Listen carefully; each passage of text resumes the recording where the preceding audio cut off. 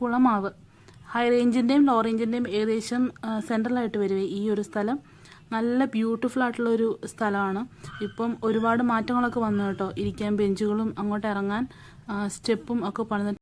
കുളമാവ് ഡാമിനോട് ചേർന്നുള്ള ഈ ഒരു സ്ഥലത്തും പരിസര പ്രദേശങ്ങളിലുമായിട്ട് ഒരുപാട് സിനിമകൾ ഷൂട്ട് ചെയ്തിട്ടുണ്ട്. എക്കോ, ചുരുളി, 12th മാൻ, അങ്ങനെ ഒരുപാട് സിനിമകൾ.